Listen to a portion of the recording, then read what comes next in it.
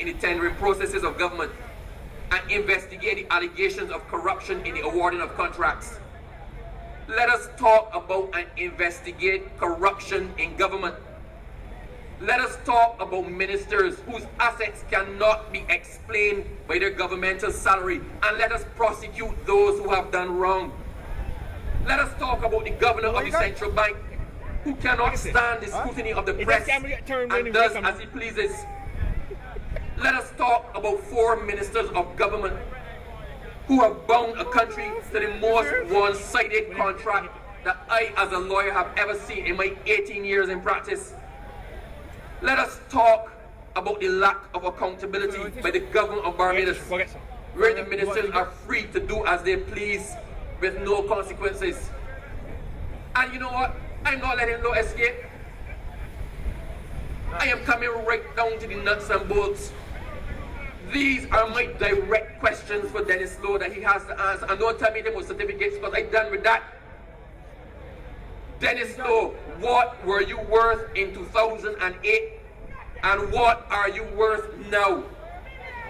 Dennis Law, list all of your assets, including those in other people's bank accounts, and what other people are holding for you. Dennis Law, come clean with your arrangement with Transtech for the BMW X5. Why are you driving a vehicle owned by a company that your ministry is awarding contracts to?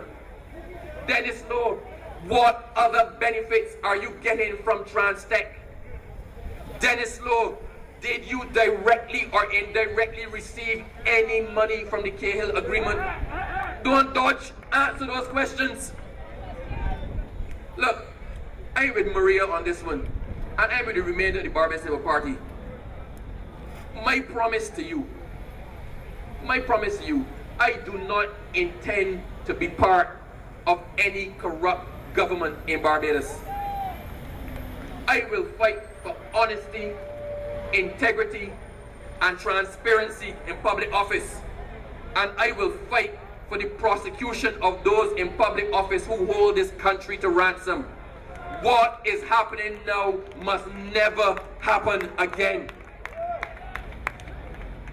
There will come a time when you have to choose which Barbados you want to live in.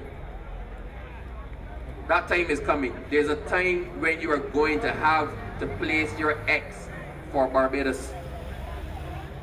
Will you choose to live in a Barbados that is riddled by corruption? I can't hear you. Will you choose to live in a Barbados riddled by corruption?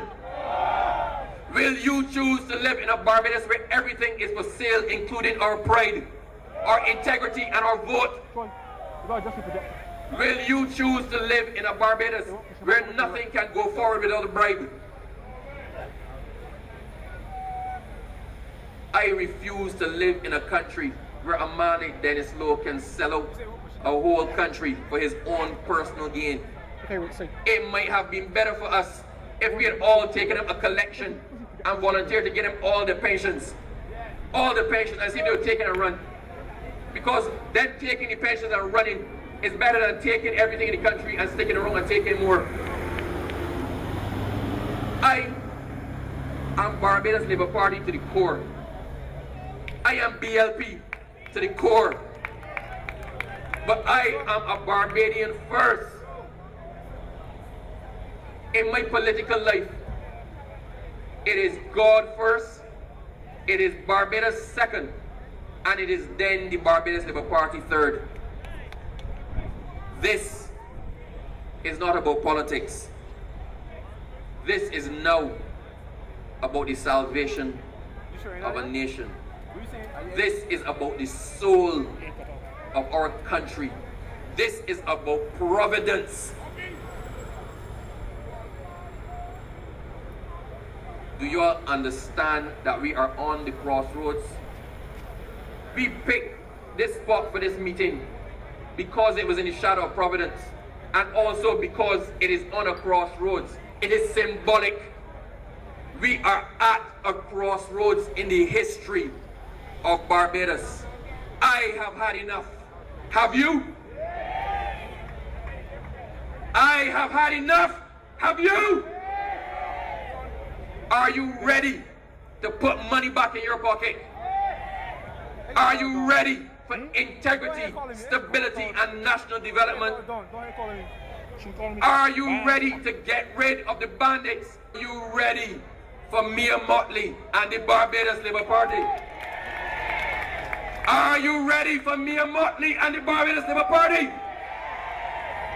When the time comes, and that time is coming soon, do what is right for yourselves. Do what is right for Barbados. Enough is enough.